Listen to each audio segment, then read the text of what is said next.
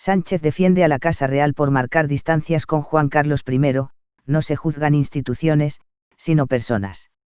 El rey emérito comunicó a Felipe VI que abandonaba España por el escándalo de sus presuntos negocios. Zarzuela no desvela el destino de Juan Carlos I y crece la incertidumbre sobre el país elegido. Juan Carlos I abandona España ante la repercusión pública de la investigación de sus finanzas. Algunos medios aseguran que ya está en la República Dominicana, pero no se ha confirmado oficialmente. Preguntado por el destino del rey, el presidente del gobierno no lo ha desvelado. Buenos días, gracias a los medios de comunicación por acompañarnos en esta rueda de prensa, que es la última del ejercicio político y que tiene por objeto hacer balance de la acción del Gobierno durante estos 7 meses de legislatura.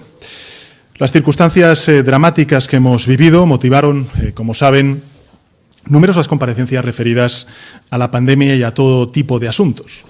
Pero el compromiso del Gobierno de coalición sigue en pie y motiva esta rueda de prensa. Aquel 5 de enero, en que me dirigí al Parlamento, me comprometí ante la ciudadanía a liderar un Gobierno que califiqué entonces como un Gobierno activo, ejecutivo y resuelto. Hoy me gustaría reafirmar este compromiso para hacer de España un ejemplo de gobierno abierto, tal y como lo define la OCDE, como un gobierno con una cultura de cogobernanza basada en los principios de transparencia, de integridad y de participación de las partes interesadas. Porque la confianza a la que todos aspiramos no es un regalo gratuito, es el fruto que se recoge por la claridad de las intenciones, la disposición también al examen, la veracidad de los actos y el cumplimiento de las promesas, de los compromisos electorales y de los compromisos parlamentarios. De acuerdo con ello, me gustaría dividir esta rendición de cuentas en 3 apartados. El primero de ellos voy a hacer un breve repaso de aquellas acciones que se han protagonizado durante estos meses de pandemia, de emergencia sanitaria y que, lógicamente, tienen un carácter excepcional, extraordinario respecto a la agenda del Gobierno. En segundo lugar, haré un balance de las medidas contenidas en los acuerdos de investidura que se han activado o completado a lo largo de estos 6 meses. Y, por último, me gustaría mencionar algunos de los puntos más relevantes, a juicio del Gobierno, de estos acuerdos que pretendemos desarrollar durante los próximos meses. Paso, si me permiten, a comentar las medidas derivadas de la COVID. En estos 2 últimos años, como saben, España ha vivido una actividad legislativa especialmente intensa, muy intensa. Fruto de 2 hechos consecutivos. En primer lugar, del cambio de ciclo político iniciado a partir de 2018 con la moción de censura y la llegada de la pandemia en el año 2020. Como es lógico, esta rendición de cuentas debe comenzar recordando los principales elementos, las principales decisiones en la crisis sanitaria. En primer lugar, como saben, el 14 de marzo activamos el mecanismo constitucional extraordinario del estado de alarma. Por primera vez en la historia de nuestra democracia, el Gobierno de España se vio en la obligación de parar todo, de salvar vidas, de defender la salud pública y, en consecuencia, de confinar al conjunto de la ciudadanía española, limitando derechos fundamentales como es el de la movilidad y el de reunión para hacer frente a la pandemia. Nuestro objetivo era salvar vidas, y era defender la salud. Para hacer frente a la pandemia, saben ustedes que el 17 de marzo pasado anunciamos la mayor movilización de recursos de la historia económica de nuestro país de estos últimos años, por un importe de 200.000 millones de euros que combinaba medidas de carácter sanitario, porque era una emergencia sanitaria, pero también de carácter financiero, laboral y social. Estamos hablando de 100.000 millones de euros. 100.000 millones de euros en avales movilizados a través del Instituto de Crédito Oficial, del ICO, para que las empresas viables que tuvieron que confinar y parar su producción como consecuencia de la emergencia sanitaria no tuvieran que cerrar. Estamos hablando también de la prohibición de cortar la luz a cientos de miles de hogares vulnerables o que se devinieron vulnerables como consecuencia de la pandemia, de la emergencia sanitaria. Estamos hablando también de casi 4 millones de trabajadores y trabajadoras, de hombres y mujeres que llegaron a acogerse a un ERTE y de unas prestaciones por cese de actividad que han ayudado, y me gustaría también subrayarlo, a 1.479.000 trabajadores y trabajadoras autónomos.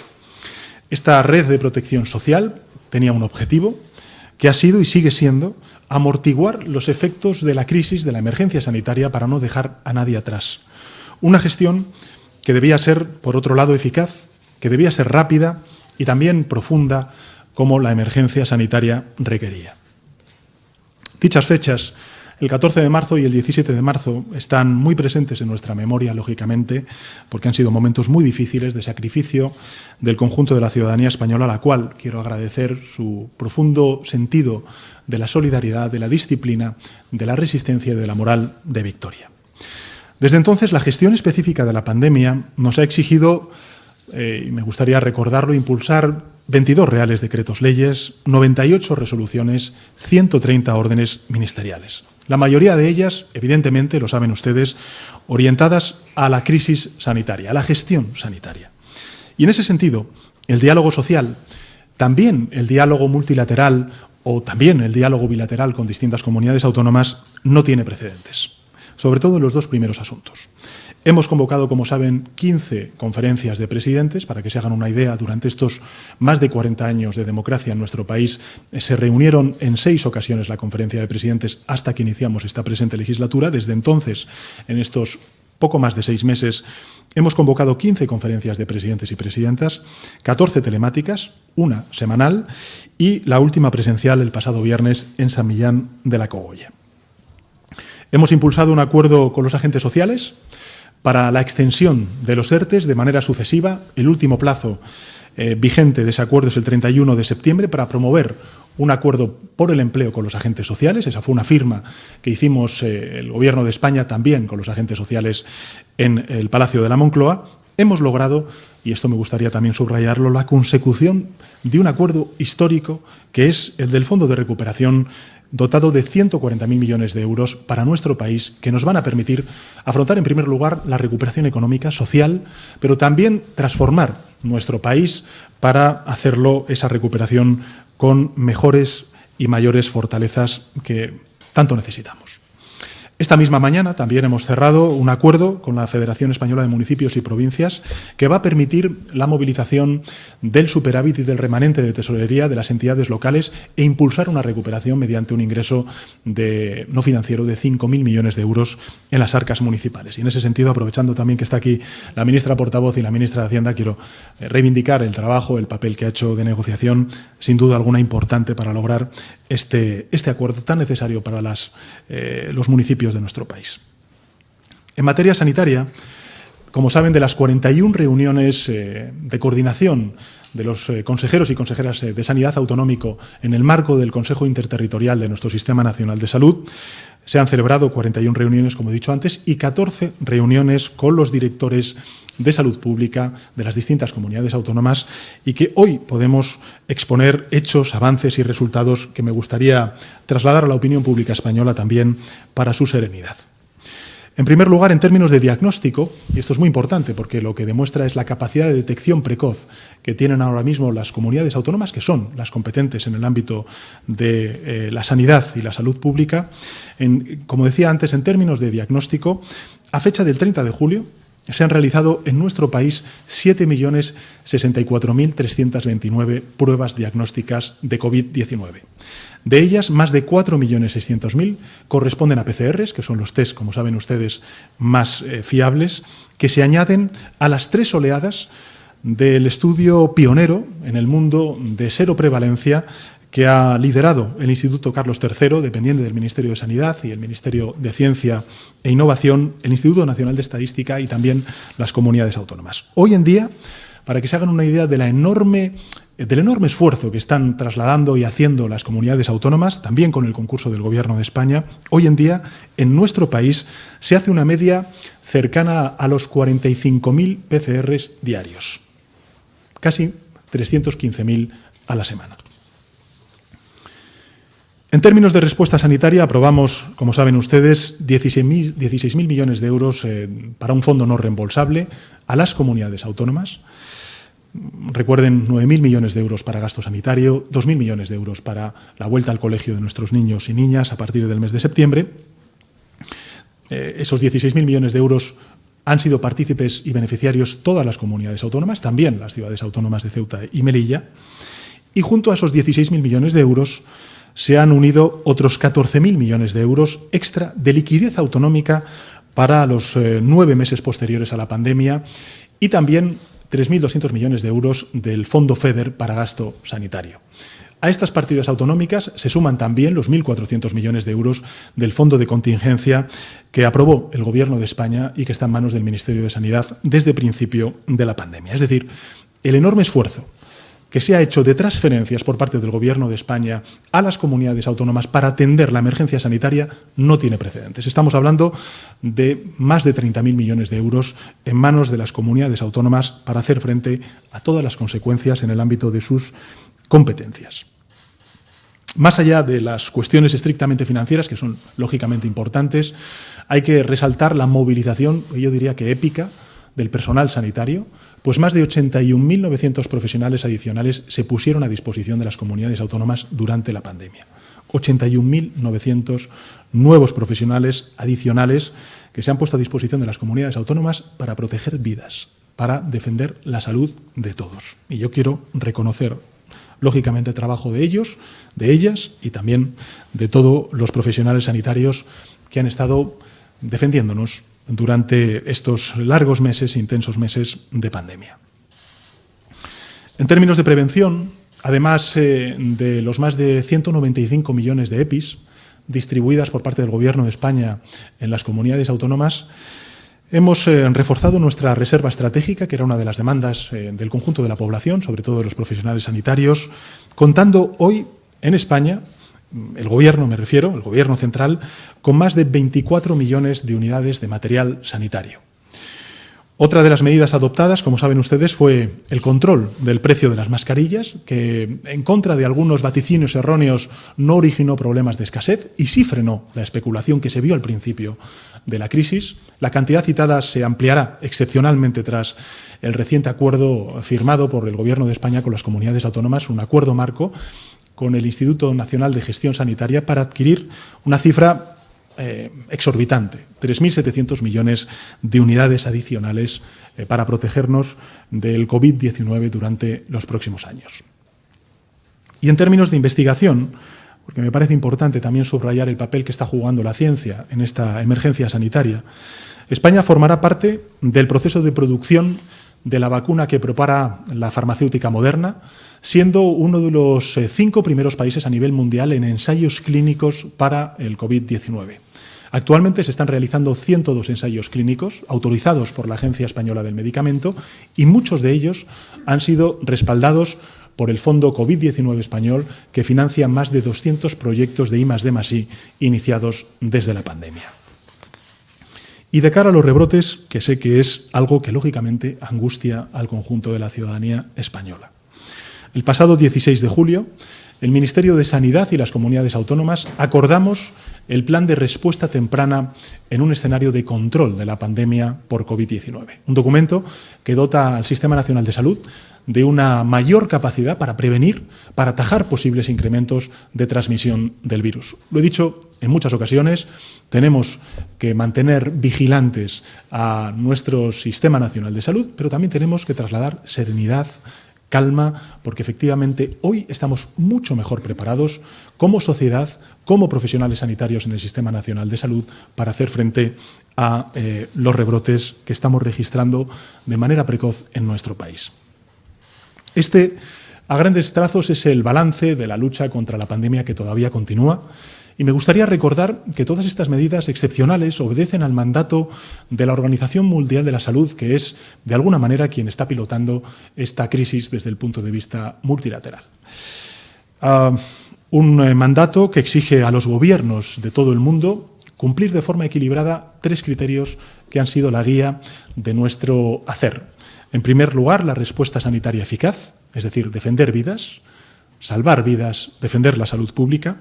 La mitigación de los desequilibrios socioeconómicos derivados del confinamiento, con esa cantidad ingente de recursos humanos, de recursos financieros, mejor dicho, que hemos puesto en marcha, y finalmente el cumplimiento de los derechos humanos. En definitiva, estar ciñéndonos de manera fiel, leal, total, yo diría, al mandato constitucional de nuestra Carta Magna. Estos fueron los principios rectores que inspiraron la recuperación del derecho a la sanidad universal que activó el gobierno socialista en 2018 y sin que más de 800.000 personas habrían quedado desprotegidas en plena pandemia. Y esto me gustaría también trasladarlo, agravando excepcionalmente la incidencia del virus en nuestro país. Como pueden entender, hasta los más acérrimos enemigos de la sanidad universal, si hay personas excluidas de la atención sanitaria, esas personas, además de estar desatendidas, se convierten en un riesgo para los demás. En esto, como en tantas otras cosas, el egoísmo es pernicioso para todos. La insolidaridad no es buena para nadie. En segundo lugar, me gustaría hacer un balance de gestión de los acuerdos de gobierno y también de los acuerdos de investidura, que es a lo que me comprometí también en el debate de investidura y también en la primera rueda de prensa que tuve ocasión de comparecer ante los medios de comunicación.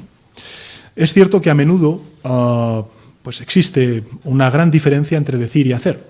Y la misión de un gobierno abierto, ejecutivo y resolutivo, como es el que queremos para nuestro país, el que yo creo que necesita nuestro país, es que esa diferencia deje de existir entre el decir y el hacer. Para ello, debemos dejar a un lado las opiniones y someternos en consecuencia al juicio de los datos. Como es público, el acuerdo de gobierno de coalición progresista contenía 428 compromisos. 428 compromisos. De ellos, les anuncio que más del 55% se ha activado hasta el pasado 31 de julio. El 55% de esos 428 compromisos se han activado hasta el 31 de julio, estando previsto que se complete el cumplimiento del 17,3% de los mismos antes de final de año. Es decir, en un año habremos conseguido cumplir íntegramente casi una quinta parte de los acuerdos de la legislatura, a pesar de las circunstancias absolutamente extraordinarias de estos meses pasados y que también tenemos por delante. Tenemos, en definitiva, el compromiso firme de cumplir nuestros compromisos adquiridos. Y gracias a ello, según nuestra previsión, a finales del año 2021 el 100% de dichos compromisos estará activado y cerraremos el año 2023 habiendo completado íntegramente el 90% de los objetivos marcados y habiendo iniciado el restante 10% que va a precisar de un mayor plazo para su ejecución íntegra. Unos datos que responden a la promesa contraída por parte del Gobierno de España el pasado 5 de enero de liderar, como he dicho antes, un gobierno activo, ejecutivo, resuelto. Un gobierno, en definitiva, que actúa. Lo dije en el Congreso de los Diputados, en la última comparecencia en la que tuve ocasión de poder explicar el acuerdo de la Unión Europea. Esta va a ser una legislatura larga, va a ser una legislatura fructífera. Se podrá estar más o menos de acuerdo en la orientación política del Gobierno, eso es legítimo, pero creo que es difícil negar que este es un Gobierno que decide, que actúa y que se audita y que se autoevalúa como estamos haciendo hoy, orientado a la acción y a los resultados a lo largo de la legislatura. Más allá de los porcentajes, sin duda alguna importantes, y a efectos de la valoración de la acción del Gobierno, es imperativo que repasemos brevemente cuáles han sido las medidas implementadas más relevantes a juicio del Gobierno, sea en su fase de activación o en su fase de consecución.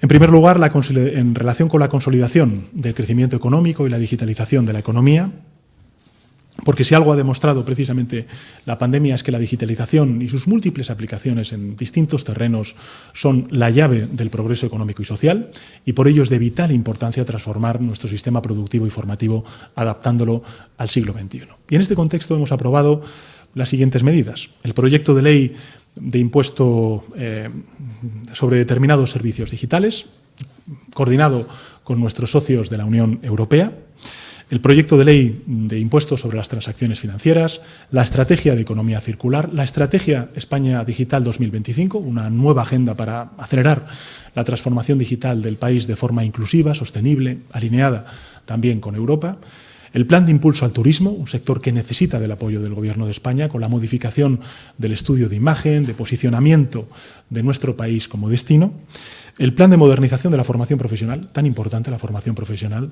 que además de añadir nuevos grados de profesiones de futuro, incluye la enseñanza de competencias digitales en todos los grados. Estamos dignificando la formación profesional. Esta es una de las grandes transformaciones que queremos para nuestro país dentro de 4 años. Y en segundo lugar, la transición ecológica, junto con la transición digital. Lo he dicho en muchas ocasiones, para el COVID-19 encontraremos, la ciencia, espero que más pronto que tarde, encontrará una vacuna, pero para el desastre climático no hay ni habrá vacuna disponible. El termómetro sigue subiendo y solo nos queda detenerlo. Estamos a tiempo de hacerlo, esa es la convicción del Gobierno de España, generando unas condiciones favorables para nuestra salud, trabajando de manera imparable por el bienestar social y apostando por una economía verde y digital que se traduzca en más empleo y en un empleo de mayor calidad. Y en esta dirección, ¿qué cosas hemos aprobado? Bueno, pues hemos aprobado un importante proyecto de ley de cambio climático y transición energética. Hemos impulsado el proyecto de ley de residuos y suelos contaminantes, el plan de impulso de la cadena de valor de la industria de la automoción hacia una movilidad sostenible y conectada. Es tan importante el sector de automoción en nuestro país y que se impulse esa transición hacia el vehículo eléctrico para dar también sostenibilidad y competitividad a este importante sector de nuestra economía, y el plan de choque para la ciencia y para la innovación. En tercer lugar, un objetivo muy importante para este Gobierno, y yo estoy convencido también que para la mayoría de nuestros compatriotas, que es la igualdad de género, la igualdad real entre hombres y mujeres. Las mujeres suponen el 51% de la población y son ellas, de nuevo, las más perjudicadas, en este caso por la pandemia. Habiendo asumido la mayor parte de las tareas de cuidados, es imposible hacer de España un país competitivo, fuerte, cohesionado, cuando la mayoría de la población se está viendo perjudicada crisis tras crisis, ese 51% que representa la población femenina en nuestro país. Las transformaciones no serán reales si no llevan implícitas la perspectiva de género, la igualdad en cualquiera de los ámbitos. No es solo una cuestión de justicia social, que también, cuando avanzan los derechos de las mujeres, avanzamos el conjunto de la sociedad. La igualdad también entre todos los miembros de la comunidad, porque ya nadie puede tener dudas de que la cohesión social es el mayor motor de transformación, de crecimiento, de competitividad de cualquier tipo de economía, de cualquier tipo de sociedad. Y en ese sentido, ¿qué hemos aprobado? Pues hemos aprobado, como saben ustedes, la tramitación del anteproyecto de ley orgánica de garantía de la libertad sexual, que asegura la sensibilización, la prevención, la detección, la atención y la protección y reparación. Se ha puesto en marcha el botón SOS en la aplicación AlertCops, que permite tanto al personal sanitario como a las víctimas de violencia de género requerir de forma discreta la asistencia de las fuerzas y cuerpos de seguridad del Estado. En cuarto lugar, la cohesión social y territorial. Cohesión social entre los españoles, que más tienen y que menos tienen, y la cohesión territorial. No puede quedar nadie atrás, y este es un Gobierno que defiende la igualdad entre ciudadanos y también la igualdad entre territorios. De la misma forma que rechazamos brechas insalvables entre privilegiados y vulnerables, entre brechas educativas, entre brechas intergeneracionales, entre brechas de profesiones o incluso también la brecha de género, debemos hacerlo con las brechas territoriales que corren el riesgo de agrandarse como consecuencia de la pandemia. Porque las diferencias entre la España urbana y la España rural, entre la más y la menos poblada, deben ser solo geográficas y tienen que ser una oportunidad.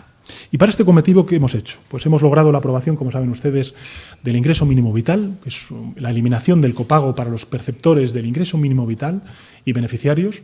Esta medida, como saben, tiene una dimensión, yo diría que inédita, histórica, y era una exigencia para aquellos que no concebimos el progreso sin justicia social. Este Gobierno no va a permitir, lo he dicho en mi comparecencia en el Congreso, más infancias rotas, más generaciones sin futuro, más familias sin esperanza. Nuestros hijos, nuestras hijas, nuestros nietos, nuestras nietas, nazcan donde nazcan, vivan donde vivan, deben tener las mismas oportunidades, los mismos derechos y no tener ni sufrir ningún tipo de discriminación. Se trata simplemente de hacer lo que es justo, garantizando una vida digna al conjunto de ciudadanos y ciudadanas. Y en este sentido, pues también hemos procedido a reformar el sistema estatal de becas, las ayudas al estudio, incrementando la inversión en un 22%, con el fin de asegurar la igualdad de oportunidades para todos los estudiantes, con independencia de su situación socioeconómica, y hemos hecho efectivo el aumento del 2% del sueldo de los empleados y empleadas públicos mediante el correspondiente Real Decreto Ley en enero de 2020. Y también hemos aprobado, como saben ustedes, un proyecto de ley que modifica la Ley Orgánica de Educación, un proyecto de ley para la protección integral de la infancia y de la adolescencia frente a todo tipo de violencia, la subida del salario mínimo interprofesional en el marco del diálogo y el consenso social, la eliminación del despido objetivo, por faltas de asistencia al trabajo vinculadas con las enfermedades comunes, aún justificadas con un parte médico.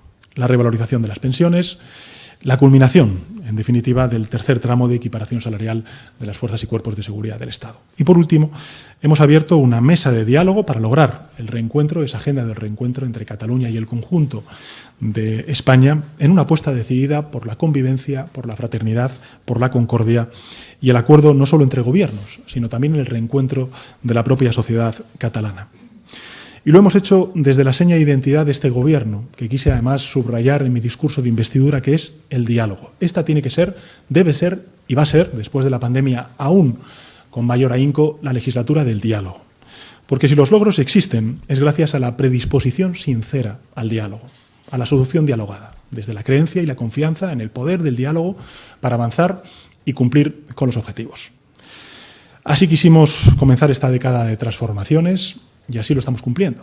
Una nueva actitud para un tiempo nuevo, reflejada, por ejemplo, en la celebración de 87 conferencias sectoriales entre el Gobierno de España y los gobiernos autonómicos. De este balance podemos extraer, a mi juicio, una gran conclusión, y es que el Gobierno se ha volcado en la lucha contra la pandemia, pero además la acción del Gobierno se ha mantenido en otros ámbitos a pesar de la absoluta excepcionalidad de las circunstancias que estamos atravesando como sociedad. A pesar de que la lucha contra la pandemia ha movilizado la mayor parte de nuestros recursos, de nuestras fuerzas políticas, durante los meses pasados hemos podido desarrollar en este tiempo importantes medidas que figuraban ya en la agenda del Gobierno, que figuraban en nuestros acuerdos de investidura, incluso complementar algunas de ellas, o completarlas, mejor dicho, algunas de ellas muy significativas, como es, por ejemplo, el ingreso mínimo vital. Y eso se debe a que dichas medidas suponían también soluciones directas para las necesidades y las urgencias que nos planteaba la emergencia sanitaria y también la emergencia económica y social.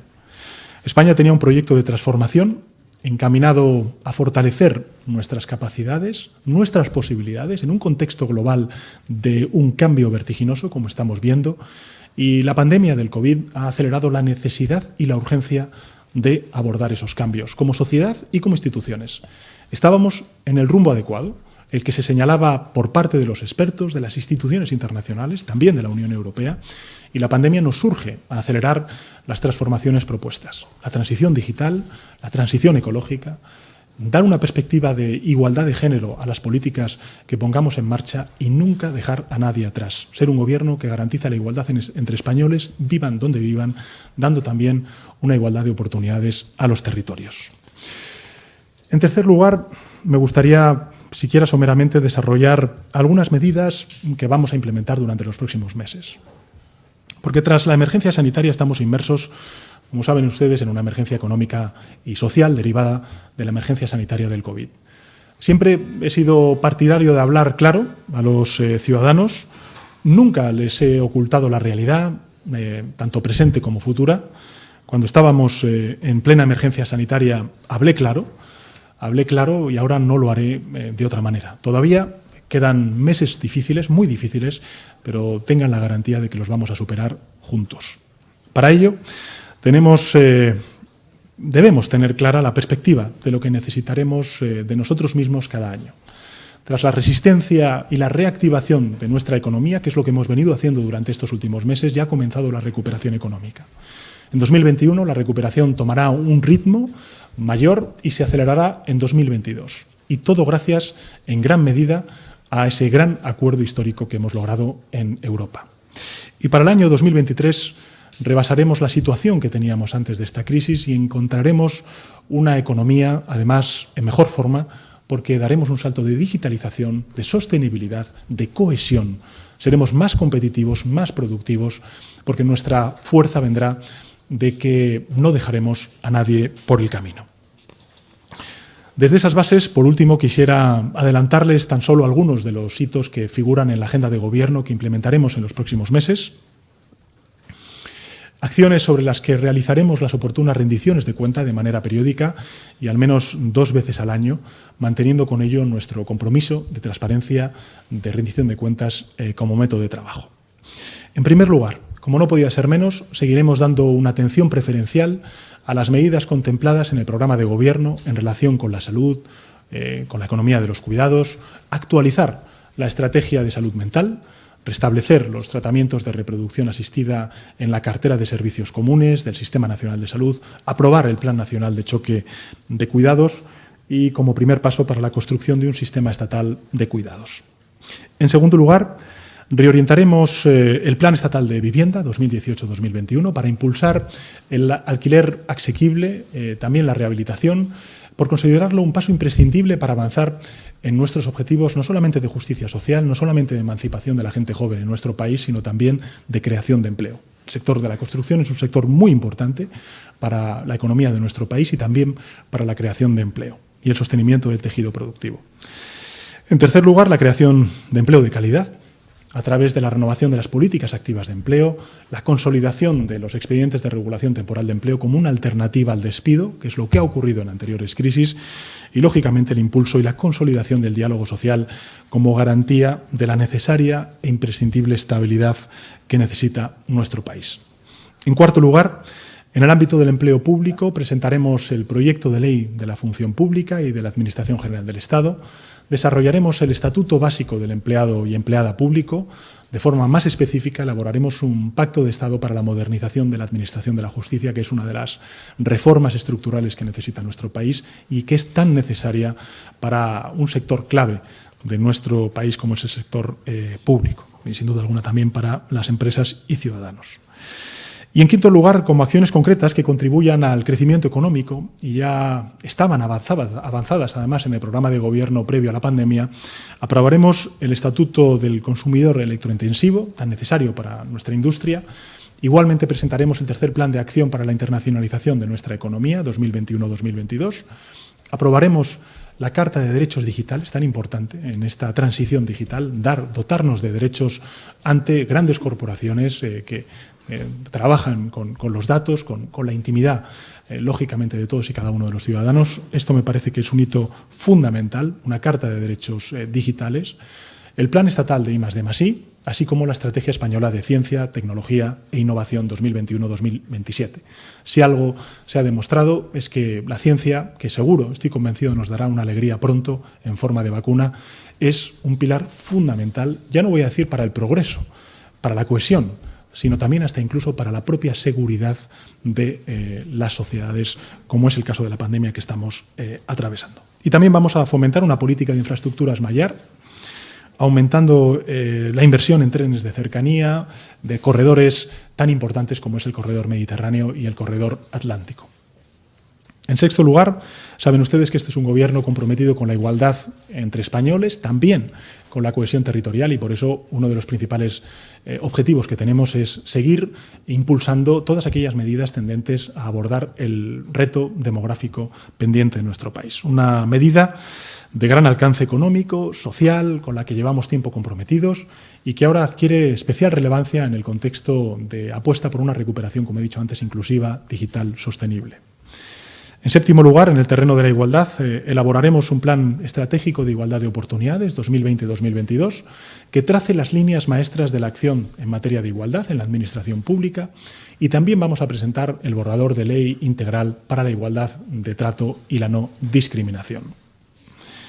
En octavo lugar, también llevaremos a cabo las acciones concretas en defensa de las personas consumidoras, con la aprobación del Real Decreto de Publicidad del Juego, revisar la fiscalidad de alimentos, la introducción de la figura del consumidor o consumidora vulnerable en nuestra normativa, y, en noveno lugar, aprobaremos el proyecto de ley de memoria democrática como medida imprescindible para reafirmar la dignidad y los valores de nuestra democracia. En definitiva, el Gobierno se compromete a mantener e implementar el acuerdo de gobierno de coalición durante los próximos meses, durante los próximos años, al tiempo que desarrollaremos las importantísimas medidas excepcionales asociadas a la emergencia sanitaria, económica y social provocada por la pandemia.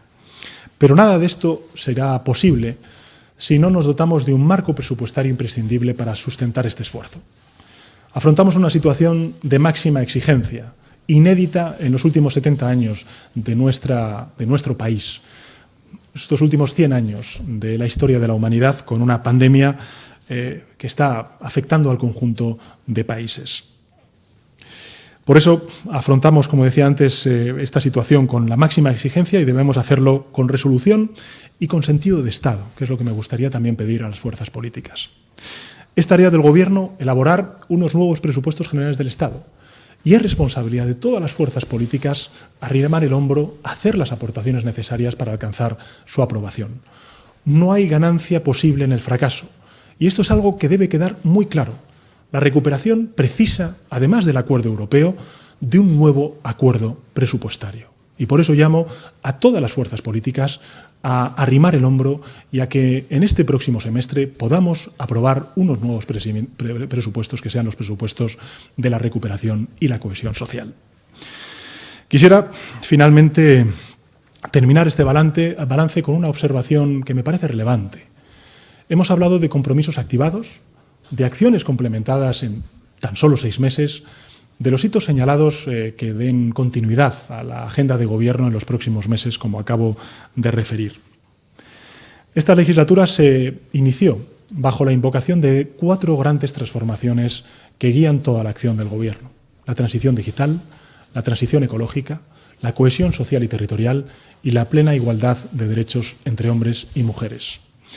A las pocas semanas, la pandemia irrumpió en nuestras vidas, en las vidas de los españoles, de los europeos, de todos los ciudadanos del mundo, y puso en primer plano el papel de la digitalización, la inminencia de la emergencia climática, la necesidad de la cohesión social y el papel relevante de la mujer. Exactamente las transformaciones que España necesita y que quedaron ya identificadas en el cambio de ciclo político que vivimos 2 años atrás y que hoy forman parte de las grandes transformaciones pendientes que está demandando también no solamente nuestro país, sino Europa. Unas transformaciones que, si entonces parecían convenientes, ahora se demuestran imprescindibles. Antes constituían una agenda nacional, hoy presiden una agenda continental. Unas transformaciones que merecen la suma de todas nuestras capacidades, de todas nuestras voluntades en el país, de la misma manera que ha merecido la unión de fuerzas muy dispares en el marco europeo. Porque después de lo sucedido, ningún gobierno podrá volver a plantearse su gestión en los plazos siempre insuficientes de los intereses partidistas. Muchas de las medidas que hoy desgranamos en esta rendición de cuentas van más allá del marco de la legislatura. Exigen, en consecuencia, estabilidad, compromiso por parte de todos, porque determinarán nuestro futuro. Determinarán nuestro futuro no ya durante los próximos 3 años, no ya durante los próximos 5 años, sino estamos hablando del futuro de las próximas generaciones. Y merecen no solo el conocimiento de la ciudadanía, sino también la contribución de sus críticas, de sus esfuerzos, de sus aportaciones para conseguir el objetivo de progreso y bienestar que es común en el conjunto de ciudadanos y ciudadanas de nuestro país. Creo que una gran mayoría de los ciudadanos puede reconocerse en la necesidad y urgencia de estas 4 grandes transformaciones que he dicho antes: la transición ecológica, la transición digital, conjurar el cambio climático, como he dicho antes, la cohesión social, la cohesión territorial y la plena igualdad entre hombres y mujeres. Y creo de corazón que por encima de las rivalidades partidistas, estas 4 transformaciones pueden concitar el respaldo de la mayoría de las fuerzas políticas, porque estas 4 grandes transformaciones son las que nos van a implicar crecer y hacerlo de manera más fuerte y más rápida, crecer y hacerlo creando empleo de calidad, y crecer y hacerlo sin dañar el patrimonio, el legado que les dejemos a las próximas generaciones en términos medioambientales y también en términos económicos. No podría cerrar mi intervención sin rendir un agradecimiento expreso y también quisiera decir emocionado a todos los servidores públicos que han trabajado infatigablemente al servicio de todos y todas los españoles y españolas. Gracias, gracias una vez más por su profesionalidad, por su sacrificio y, diría más, por su humanidad. Y esa gratitud tiene un cariz personal en el caso de las ministras y los ministros a quienes les ha correspondido desempeñar labores de gobierno durante este tiempo tan excepcional. El mes de enero iniciábamos una acción de gobierno basada en un histórico acuerdo de un gobierno de coalición progresista por primera vez en la historia de nuestra democracia a nivel estatal, que se complementaría con diversos pactos con otras fuerzas políticas y también con los agentes sociales. Y lo hacíamos guiados por una visión, que era superar nuestros problemas de desigualdad social, de cohesión territorial, mirando hacia adelante, impulsándonos con la fuerza del feminismo, de la digitalización y de la transición ecológica. La llegada del COVID cambió de golpe nuestras prioridades inmediatas. Durante muchas semanas todo se reducía a lo más importante, que era salvar vidas. Han sido meses convulsos, han sido meses muy duros para el conjunto de ciudadanos y ciudadanas españoles. Nos quedan todavía meses duros por delante, pero saldremos adelante y lo haremos con esfuerzo, humildad y unidad. España ha vivido muchos cambios trascendentales a lo largo de su historia y siempre hemos salido de ellos de la misma forma. Hemos salido de ellos avanzando hacia el progreso sin miedo, solidarios, valientes, confiados y con espíritu de comunidad, unidos, unidas. Y justamente por ello apelo a esa misma actitud para el periodo que tenemos por delante. Y con esto, secretario de Estado, quedo a disposición de los medios de comunicación. Gracias, presidente. Bueno, pues comenzamos con las preguntas. Sandra Gallardo, de Radio Nacional. Allí, por favor.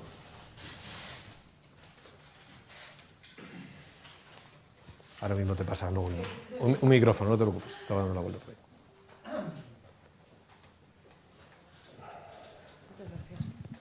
Hola, buenas tardes, presidente.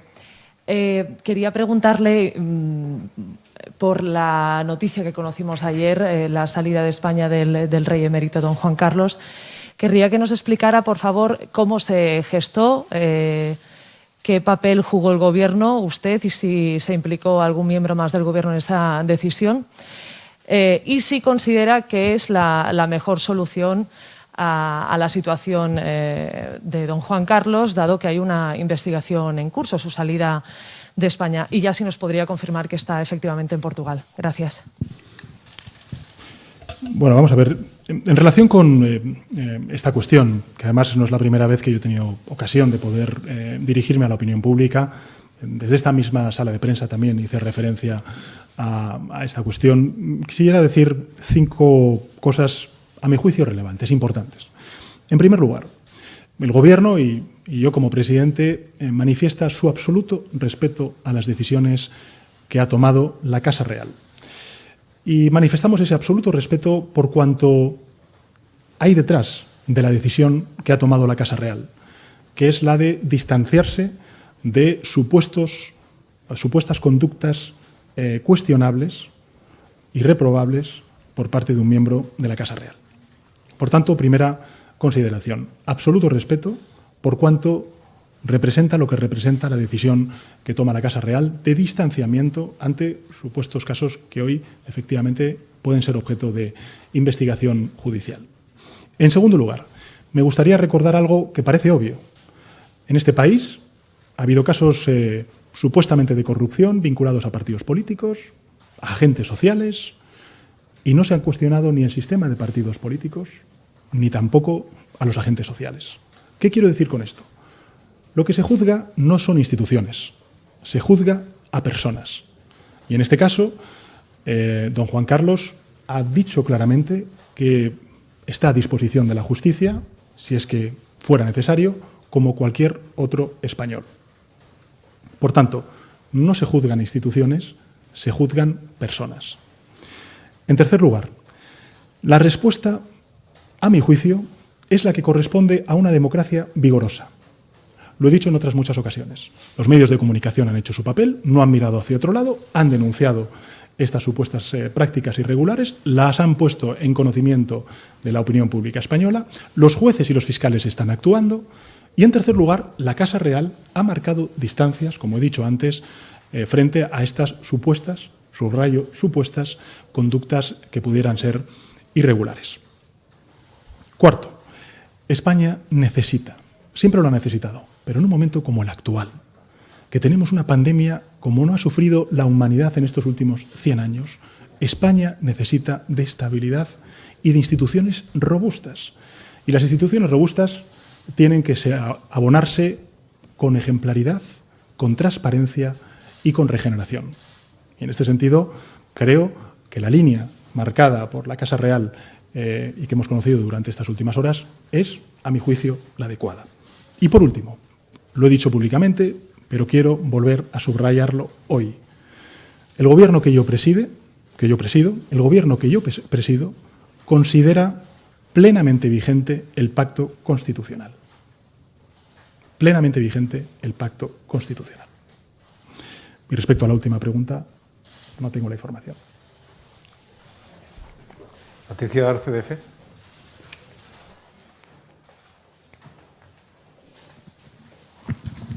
Hola, buenas tardes, presidente. Vuelvo a la pregunta de Sandra por si nos puede decir efectivamente cuál ha sido su papel en todo este proceso, si nos puede dar un detalle al respecto. Y me gustaría que comentara las palabras de su vicepresidente segundo, que fue ayer muy duro diciendo que lo que ha hecho el rey Juan Carlos ha sido una huida indigna. La ministra Irene Montero además se ha quejado de que los ministros de Podemos no tenían conocimiento de la decisión del rey emérito. Quería saber si usted informó al conjunto del Gobierno y también, por favor, si informó a los partidos políticos. Y luego solo una cosa más sobre el Gobierno de coalición. Ayer hubo bastante tensión sobre todo por parte de los ministros de Podemos, que se quejan de su diálogo con Ciudadanos. ¿Cómo va a abordar la negociación presupuestaria con Ciudadanos, teniendo en cuenta que hay una parte del Gobierno que no se siente representada en ese diálogo? Gracias. Muchas gracias, Patricia. En relación con, en fin, la cuestión que usted me refiere, los asuntos de los despachos entre el jefe del Estado y el presidente del Gobierno son discretos, son confidenciales y, en consecuencia, en ese ámbito quedan. Lo que puedo decirle como presidente del Gobierno es que, lógicamente, nosotros respetamos la decisión que toma la Casa Real porque consideramos que efectivamente demuestra que marca distancia respecto a una serie de supuestas conductas que pueden ser susceptibles de calificarse como irregulares. A partir de ahí, nosotros no tenemos nada más que añadir. En relación con el debate presupuestario, vamos a ver. Yo creo que todos somos muy conscientes de que una crisis económica y social derivada de la emergencia sanitaria que estamos atravesando y que todavía no ha terminado, con los presupuestos del año 2018 de una anterior administración, no se pueden responder de una manera eficaz y equitativa como aspira el Gobierno de España. Por tanto, el planteamiento es otro. El planteamiento es ¿qué partidos políticos están dispuestos a arrimar el hombro en esta situación crítica, inédita para la historia de nuestro país reciente? Esta es la pregunta. ¿Qué partidos políticos están dispuestos a arrimar el hombro? Desde luego, la base de los presupuestos generales del Estado, como lo he dicho, además lo he referido en mi anterior intervención, son los acuerdos de gobierno de coalición, la hoja de ruta. Y se tienen que plasmar, lógicamente, en el proyecto presupuestario. Pero recuerdo, somos 155 escaños. Para aquellos ciudadanos y ciudadanas que no tienen, pues lógicamente, la suma en su cabeza, porque están en otras cosas, lógicamente, pues necesitamos 176 escaños. Por tanto, necesitamos 21 escaños más. Vamos a hablar con todas las fuerzas políticas, con todas y cada una de las fuerzas políticas, y les vamos a pedir altura de miras, que arrimen el hombro. En definitiva, cuando se trata del interés general, del interés nacional, yo diría, como estos presupuestos de la recuperación, aquí no hay límite de aforo. Todos los partidos políticos que quieran arrimar el hombro son bienvenidos. Son bienvenidos. Muy bien. Juan Ruiz, del Periódico. Sí, yo quería insistir sobre una cosa que le han preguntado y es ¿por qué no informó a sus socios de coalición de la salida del rey emérito de España? Y luego también sobre Ciudadanos. ¿Diría usted entonces que Podemos, con sus críticas a la posibilidad de que Ciudadanos apoye esos presupuestos, está ahora mismo arrimando el hombro? Gracias. Sin duda alguna. De hecho, vamos, lo he dicho en muchísimas ocasiones, estoy francamente satisfecho con el trabajo del Gobierno de coalición. Este es un Gobierno que se ha enfrentado desde los primeros días a la mayor pandemia, a la mayor emergencia sanitaria de los últimos 100 años. Estoy satisfecho y orgulloso del trabajo de todos y cada uno de los ministros y ministras del Gobierno de coalición. Faltaría más. Y, de hecho, ese proyecto de presupuestos generales del Estado tiene que ser un proyecto basado, cimentado, en el acuerdo de gobierno que firmamos el Partido Socialista y Unidas Podemos. Sin duda alguna. Y respecto a la primera de las preguntas, Juan, decirle lo que he dicho antes.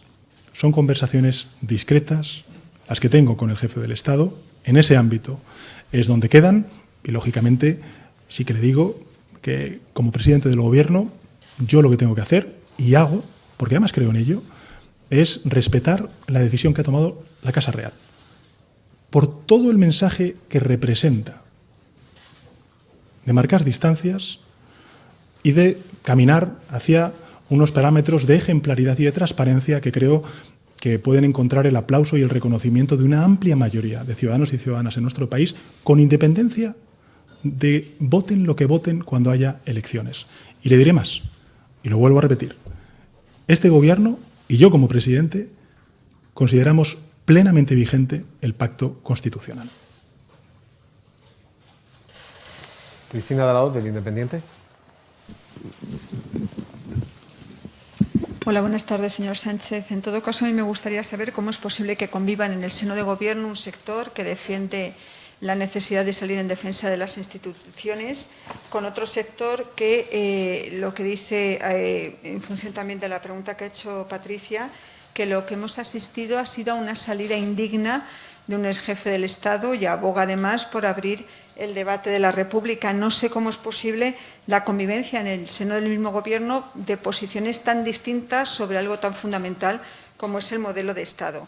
Y también, bueno, a raíz de la reunión también con Ciudadanos, desde Unidas Podemos, se ha dicho que aquí lo que se ha consagrado era una cosa de la que se estaba huyendo, que era que existen dos gobiernos en uno. ¿Alberga usted esa sensación de que hay dos gobiernos en uno?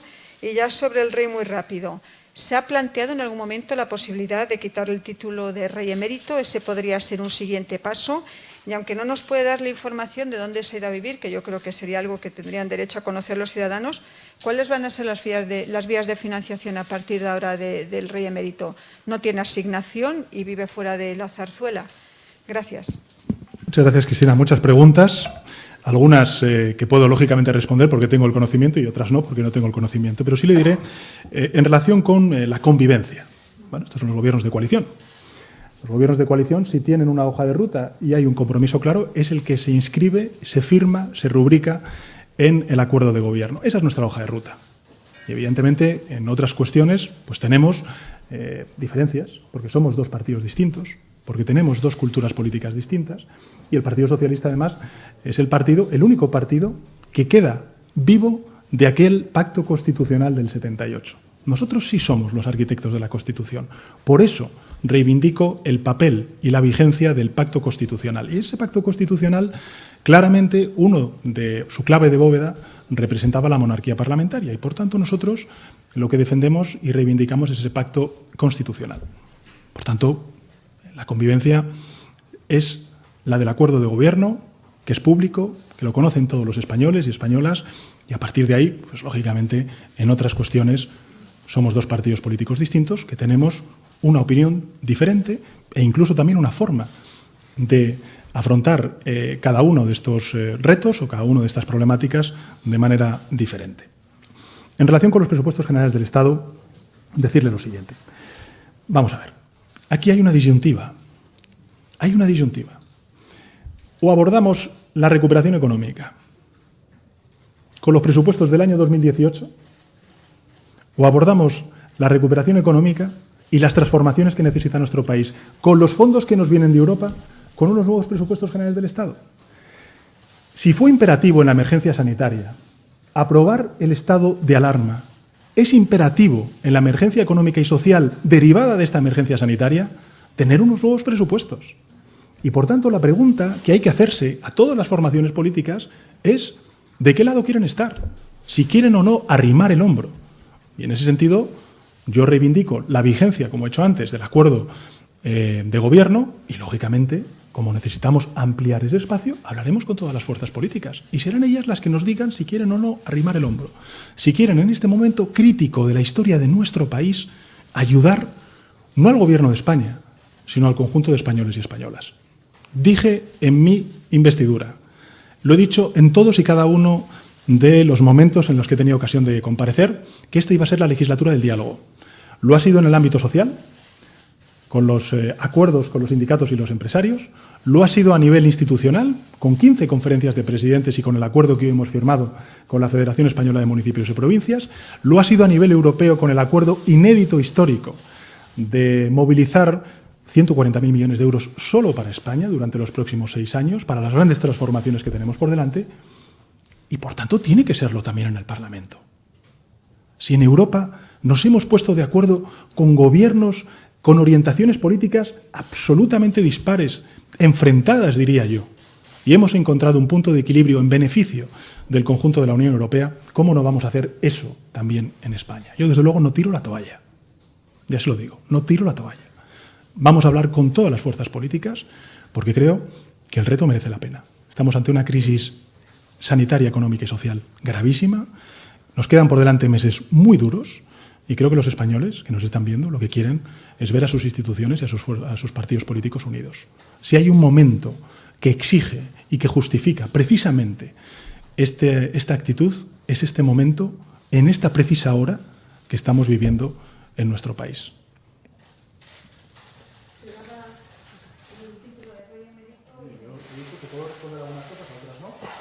Que usted quiera hacer un titular de eso, yo no se lo voy a dar. Juan Antonio Nicolai, de News Diario.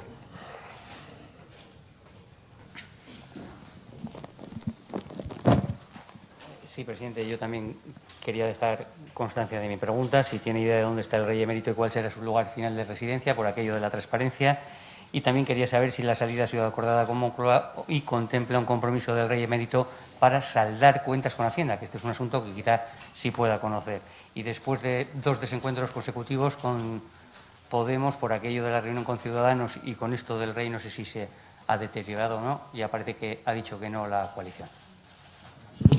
Al contrario, de verdad, el balance que hemos hecho, honestamente se lo digo, es un gobierno, ya no que sea de coalición, o sea, un gobierno hasta incluso monocolor, enfrentarse a una pandemia como la que nos hemos enfrentado, movilizar 200.000 millones de euros, aprobar un ingreso mínimo vital, aprobar una ley de lucha contra la violencia de los menores, aprobar pues la cancelación de impuestos a muchísimos colectivos, impulsar la lucha contra la violencia de género hasta incluso en la pandemia y en el confinamiento. En fin, yo creo que hemos hecho, de verdad, un trabajo más que razonable, más que razonable. E insisto, yo estoy muy orgulloso, lo digo de corazón, no es una expresión políticamente correcta. Lo digo de corazón porque yo he sido y soy el presidente de un gobierno y he visto a mis ministros trabajar día y noche para abordar la emergencia social, económica y sanitaria más grave que está viviendo la humanidad de los últimos 100 años. Seamos conscientes de la situación que estamos viviendo. Yo entiendo que ustedes, pues estén con la declaración de aquel, bien, pero, insisto, hay una crisis económica, social y sanitaria gravísima a la cual el Gobierno de España ha dado una respuesta más que razonable, con una hoja de ruta y una filosofía bien clara, y era salvar vidas, defender la salud pública y no dejar a nadie atrás. Por tanto, desde el punto de vista de lo que es mi convicción como presidente del funcionamiento del Gobierno de coalición, se lo digo con toda humildad, estoy francamente satisfecho. Nos quedan meses muy duros por delante, al conjunto de la ciudadanía española. Meses muy duros. Yo siempre he hablado claro. No quiero esconder la gravedad de la situación que vivimos y que sufren muchos hogares que seguro nos están viendo desde sus pantallas en sus casas. Vivimos una situación muy inédita, de mucha angustia. Y por tanto lo que tenemos que hacer es dar certezas, dar estabilidad y ser conscientes de que tenemos por delante una hoja de ruta de recuperación que puede ser también una gran oportunidad para transformar nuestro país a mejor. Y desde luego eso es lo que está el Gobierno de España. Por tanto, desde el punto de vista de lo que es la reflexión del Gobierno, le voy a responder a usted y a todos lo mismo, porque lo creo. Y en relación con la primera de las preguntas, insisto, las conversaciones entre la Casa Real, el jefe del Estado y mías como presidente del Gobierno tienen un ámbito de confidencialidad y de discreción que yo, desde luego, voy a respetar. Yo voy a respetar.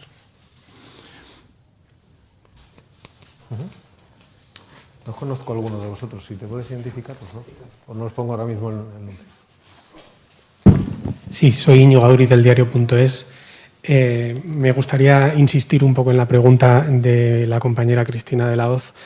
Me gustaría saber quién paga en estos momentos la seguridad del rey emérito, si es el Estado, si el Estado mantiene algún tipo de asignación al rey emérito al margen del pago de esta seguridad, y luego dice que no sabe, que no tiene la información acerca de dónde está. Me gustaría saber si le da igual dónde está, si le da igual que esté en un país o en otro. Gracias. Lo más importante, honestamente creo que es que don Juan Carlos ha dicho que se pone a disposición de la justicia como cualquier otro español. Como cualquier otro español. Y corresponderá en consecuencia a su persona o a la Casa Real dar a conocer esta información, no al Gobierno de España. Estamos hablando de instituciones distintas. Por cierto, que, en fin, las cuentas públicas están en los presupuestos generales del Estado y ahí están todas las aportaciones y toda la financiación de la Casa Real. Allí, por favor. Aquella compañera de ahí.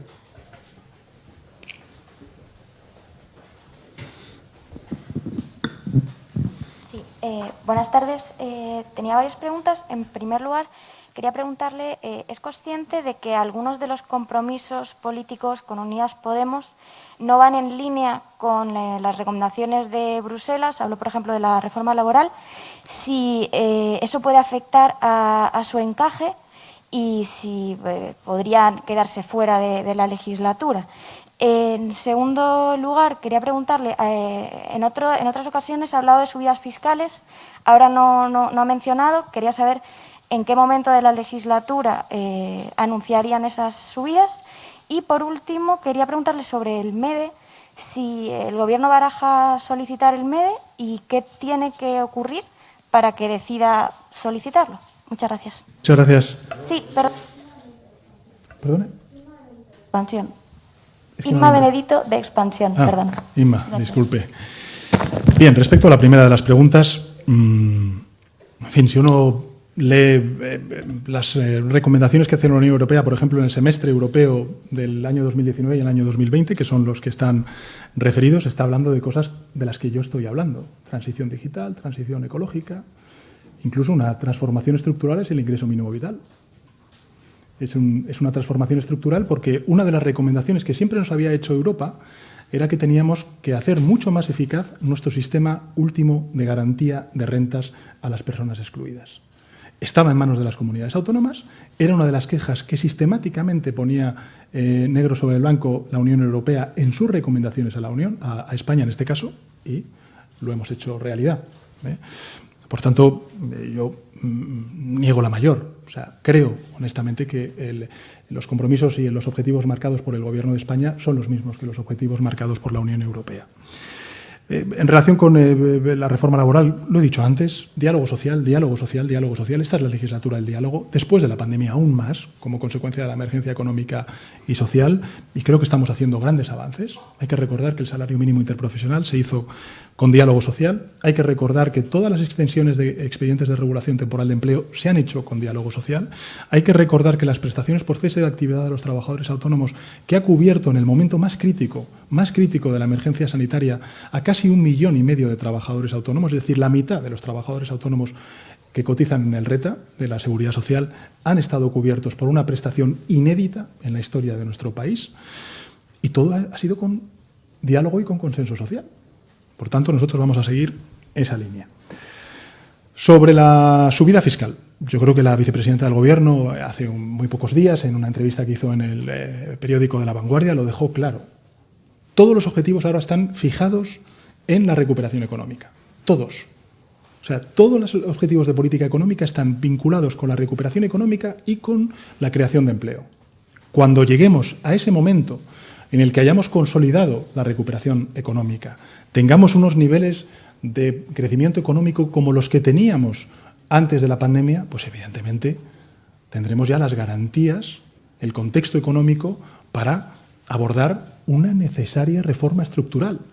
Mira que hay gente que le gustan las reformas estructurales, pero cuando hablamos de la reforma del sistema fiscal, que es una reforma estructural, entonces esa no le gusta. Pero tenemos que hacerla. Tenemos que hacerla porque hoy, con justicia, hay muchísima gente que considera que hay personas que pagan menos impuestos que otras, incluso siendo más ricas, porque necesitamos, pues lógicamente, tener una recaudación mucho más sostenible, mucho más estable a lo largo del ciclo económico, porque evidentemente vamos a incurrir en un déficit público y en una deuda pública enorme para poder sostener las empresas y a los trabajadores y trabajadoras durante la pandemia.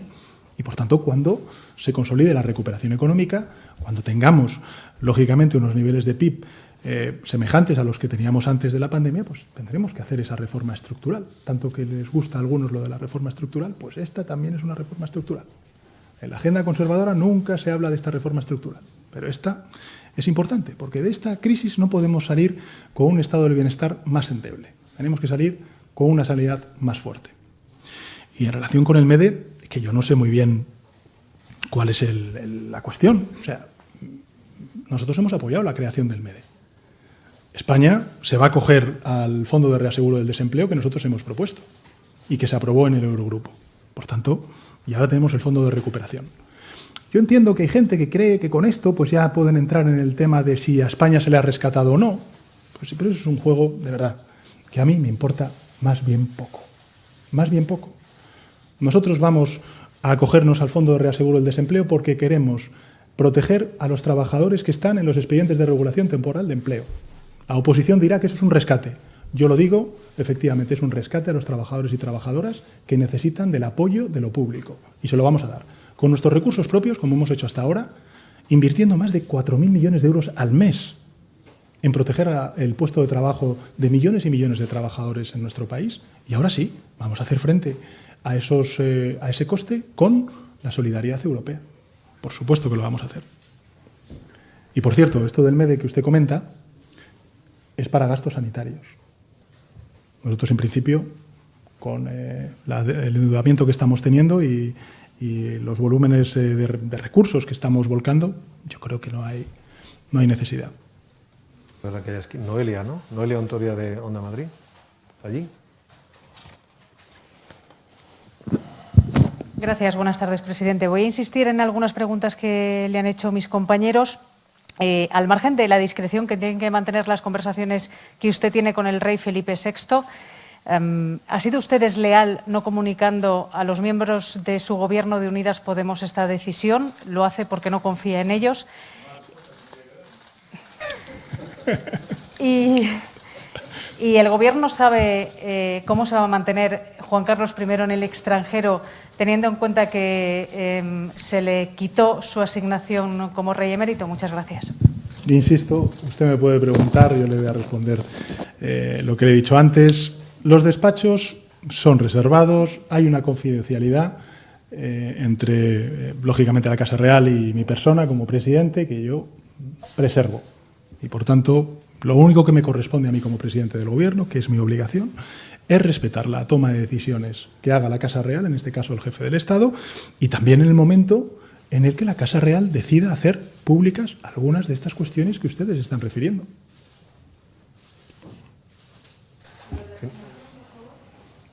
Ya se lo he dicho.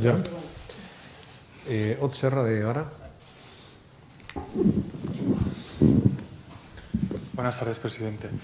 Yo querría saber qué tendría que pasar para que el Gobierno se planteara que la ciudadanía se expresara acerca de la continuidad de la monarquía.